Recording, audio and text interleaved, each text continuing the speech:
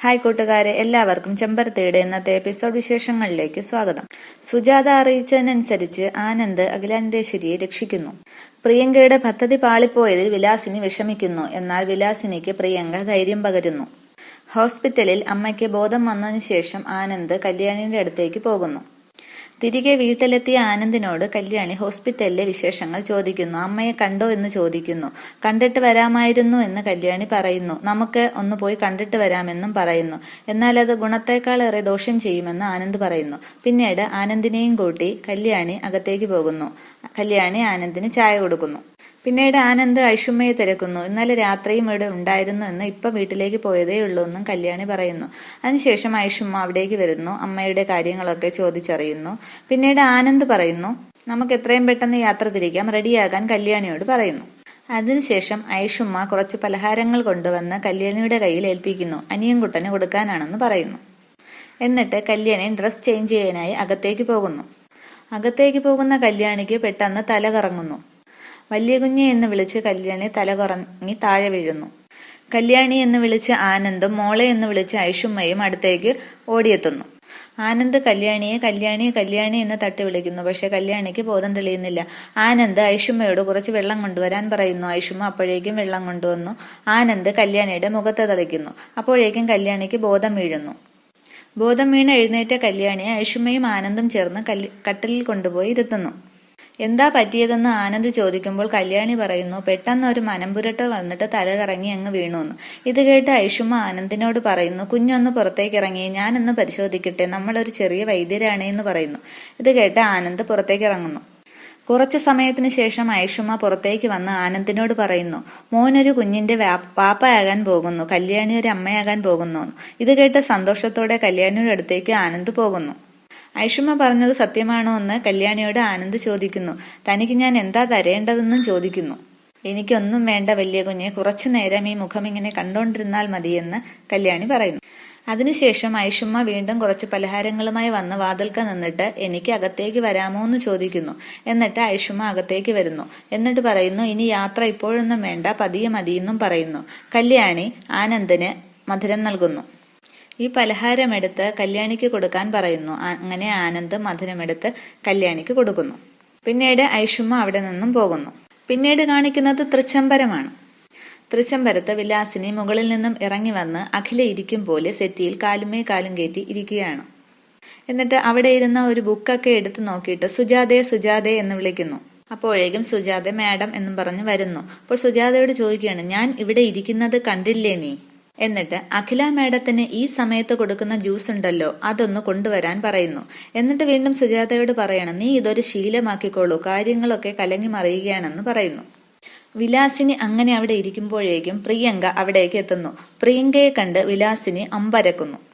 അയ്യോ പ്രിയങ്ക എന്നും പറഞ്ഞ് വിലാസിനി ഇരുന്ന ഇരിപ്പിൽ നിന്നും ചാടി എഴുന്നേൽക്കുന്നു. നീ എന്താ ഇവിടെ, എന്തിനാ നീ ഇങ്ങോട്ട് വന്നത് എന്ന് പ്രിയങ്ക പറയാണ്. ആന്റി ഇങ്ങനെ ഈ സീറ്റിൽ ഇരിക്കുന്ന കാഴ്ച കാണാൻ വേണ്ടിയാണ് ഞാൻ ഇങ്ങോട്ട് വന്നതെന്ന് പറയുന്നു. പക്ഷേ വിലാസിനി ഭയപ്പാടോടെ പറയുകയാണ്, ഇവിടെ ഇത് ആരെങ്കിലും കണ്ടാൽ ഞാൻ നിന്നെ വിളിച്ചു വരുത്തിയതാണെന്നേ പറയുള്ളൂ, ഇവിടെ CCTV ഒക്കെ ഉള്ളതാണ്. അപ്പോൾ പ്രിയങ്ക പറയാണ്, ആന്റി എന്നെ വിളിച്ചതല്ലോ അല്ലല്ലോ, ഞാൻ തനിയെ വന്നതല്ലേ, അഖില ഇപ്പോ വരും, ഇത് കണ്ടാൽ എന്നെ ഭിത്തിയിൽ ഒട്ടിക്കും എന്നൊക്കെ വിലാസിനി പറയുകയാണ്. അപ്പോൾ പ്രിയങ്ക പറയുകയാണ്, ഞാൻ ഇറങ്ങിയിട്ടേ അഖിലാണ്ടേശ്വരി വരികയുള്ളൂ. അപ്പോഴേക്കും സുജാത ജ്യൂസുമായി വരുന്നു. പ്രിയങ്കയെ കണ്ട് സുജാതയും അമ്പരന്ന് നിൽക്കുന്നു. എന്നിട്ട് സുജാത വിലാസിനിയെ നോക്കുന്നു. എന്നിട്ട് വിലാസിനിക്ക് ജ്യൂസ് നൽകുന്നു. ഇത് കണ്ട പ്രിയങ്ക സുജാതയെ അടിക്കുന്നു. ജ്യൂസ് ഗ്ലാസും എല്ലാം കൂടെ താഴെ വീണ് പൊട്ടിച്ചിതറുന്നു. എന്നിട്ട് സുജാതയോട് പ്രിയങ്ക ചോദിക്കുകയാണ്, വീട്ടിൽ അതിഥി വരുമ്പോൾ വീട്ടിലുള്ളവരെയാണോ സൽക്കരിക്കുന്നതെന്ന് ചോദിക്കുന്നു. പെട്ടെന്ന് സുജാതയോട് വിലാസിനി പറയുന്നു, നോക്കി നിൽക്കാതെ ഇതൊക്കെ വൃത്തിയാക്കാൻ നോക്ക്. പിന്നീട് പ്രിയങ്ക മുറ്റത്തേക്ക് ഇറങ്ങുന്നു. അപ്പോൾ വിലാസിനി പ്രിയങ്കയോട് പറയുന്നു, ഷെൽഫിൽ തോക്കിരിപ്പുണ്ട്, അഖിലാണ്ടേശ്വരി വന്നാൽ നിന്നെയും കൊല്ലും എന്നെയും കൊല്ലും എന്ന് പറയുന്നു. ഇത് കേട്ട് പ്രിയങ്ക പറയുകയാണ്, പേടിക്കേണ്ട ആന്റി, അഖില തോക്കെടുക്കാനൊന്നും പോകുന്നില്ല, തോൽക്കാനാണ് പോകുന്നത്. ഇത് കേട്ട് വിലാസിനി പറയുകയാണ്, നിന്റെ വാക്കും കേട്ട് റീത്തും വാങ്ങിയിരുന്ന ഞാനിപ്പോൾ ആരായി, അതൊന്നും നടക്കാൻ പോകുന്നില്ല. ആ റീത്തിൽ നിന്നും ഒരു പൂച്ചെണ്ടുണ്ടാക്കി ഞാൻ ആന്റിക്ക് തരുമെന്ന് പ്രിയങ്ക അപ്പോൾ പറയുന്നു. എന്നിട്ട് പ്രിയങ്ക പറയുകയാണ്, തൃച്ചംബരത്തെ മണ്ണിൽ നിന്നും നാഗമടത്ത് പ്രിയങ്ക പറയുന്ന വാക്കുകളാണിത്. ഇനി വരുന്ന സൂര്യോദയങ്ങൾ തൃച്ചംബരത്തെ വിലാസിനിക്കുള്ളതാണെന്ന്. എന്നിട്ട് പ്രിയങ്ക അവിടെ നിന്നും പോകുന്നു. വിലാസിനി അപ്പോൾ സമാധാനിക്കുകയാണ്. അതിനുശേഷം അകത്തേക്ക് വന്ന വിലാസിനി സുജാതയോട് പറയുന്നു, നീ ഇപ്പോ ഇവിടെ ഒന്നും കണ്ടിട്ടുമില്ല, നിന്നെ ആരും അടിച്ചിട്ടുമില്ല. മറിച്ച് തോന്നിയാൽ പ്രിയങ്ക തന്നതിന്റെ ബാക്കി ഞാൻ തരും. ഇപ്പോ എല്ലാം മനസ്സിലായില്ലേ? അതുമാത്രമല്ല, നിന്റെ ഇവിടത്തെ ഉദ്യോഗം ഞാൻ അവസാനിപ്പിക്കുകയും ചെയ്യും എന്ന് പറയുന്നു. ശരി മാഡം എന്നും പറഞ്ഞ് സുജാത വീണ്ടും അകത്തേക്ക് പോകുന്നു. നേരത്തെ എടുത്ത ജ്യൂസ് ഒന്നും കൂടി കൊണ്ടുവരാൻ വിലാസിനി സുജാതയോട് പറയുന്നു. പിന്നീട് ആനന്ദും കല്യാണിയും തിരികെ ഔട്ട് ഹൗസിൽ എത്തുന്നു. സ്കൂട്ടറിൽ നിന്നും ഇറങ്ങിയ കല്യാണി ആനന്ദിനോട് പറയുന്നു, നല്ല ഒരു ദിവസമായിരുന്നു അല്ലേ വലിയ കുഞ്ഞ്, ഒത്തിരി ഓർമ്മകൾ സമ്മാനിച്ച ദിവസം എന്ന് പറയുന്നു. എനിക്ക് വലിയ കുഞ്ഞിനോട് യാത്ര ചെയ്ത് ഇതുവരെ ആഗ്രഹം തീർന്നില്ല എന്ന് പറയുന്നു. അപ്പോൾ ആനന്ദ് പറയുകയാണ്, ഈ സ്കൂട്ടറിൽ അവിടെ നിന്ന് ഇവിടം വരെ നിന്നെ കൊണ്ടുവന്ന ടെൻഷൻ എനിക്കേ അറിയാവൂ എന്ന് പറയുന്നു. അപ്പോൾ കല്യാണി പറയുകയാണ്, ഞാൻ ആദ്യം പോയി അച്ഛനോട് ഈ സന്തോഷ വർത്തമാനം പറയട്ടെ എന്ന്.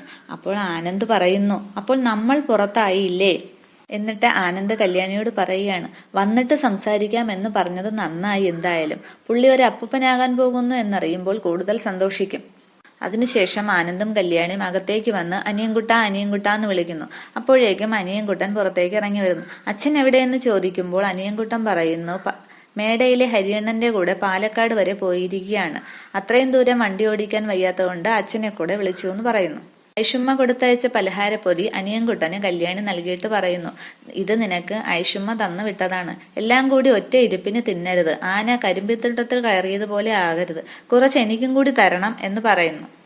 എല്ലാം മധുരമുള്ള പലഹാരങ്ങളാണെന്ന് പറയുന്നു. അപ്പോൾ ആനന്ദ് അനിയൻകുട്ടനോട് പറയുകയാണ്, അതിനേക്കാൾ മധുരമായ ഒരു സാധനമുണ്ട് അനിയൻകുട്ട എന്ന് പറയുന്നു. അപ്പൊ അനിയൻകുട്ടൻ ചോദിക്കുകയാണ്, കോഴിക്കോടൻ ഹൽവയാണോ എന്ന്. അപ്പോൾ ആനന്ദ് വീണ്ടും പറയുന്നു, അതല്ല, അതിനേക്കാൾ മധുരമുള്ളതാണെന്ന് പറയുന്നു. ഇത് കേട്ട് കല്യാണി നാണത്തോടെ നിൽക്കുകയാണ്. ഇത്രയുമാണ് ഇന്നത്തെ എപ്പിസോഡ് വിശേഷങ്ങൾ. താങ്ക്